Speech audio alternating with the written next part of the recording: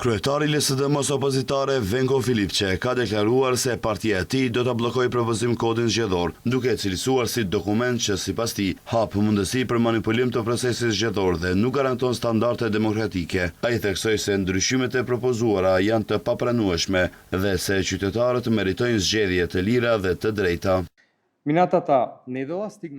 Kuvendi nuk guxon të miratoj kësi lloj ligji. Ne do ta bllokojmë sepse qytetarët meritojnë të kenë një proces zgjedhor të drejtë dhe demokratik e jo një të tillë të kontrolluar siç Hristian Mickoski po tenton ta vendosë sipas shembullit të mentorit të tij Nikola Gruevski. Ne këtë ligj në kuvend do ta bllokojmë. Filipçe gjithashtu ngriti shqetësime për propozimin e votimit elektronik për diasporën, duke paralajmëruar se ai mund të krijojë hapësirë për keqpërdorime dhe mungesë kontrolli në procesin zgjedhor.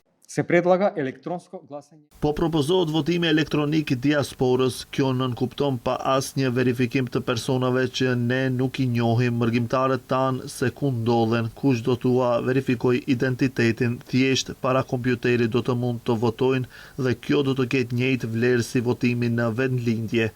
Kjo hap rrezik për votim masiv dhe të pakontrolluar, ashtu siç ka ndodhur gjatë qeverive të Nikola Gruevskit. Ky është një sistem shumë i rrezikshëm i cili hap derën për manipulim zgjedhor dhe vjedhje nga kjo qeveri. LSDM e konsideron propozim kodin zgjedhor si hap prapa për procesin demokratik në vend, duke pretenduar se ai mund të dobësojë kontrollin institucional mbi zgjedhjet dhe të rrisë hapësirën për keqpërdorime. Për këtë arsye, partia paralajmëron se do të kundërshtojë dhe bllokojë miratimin e tij në kuvend.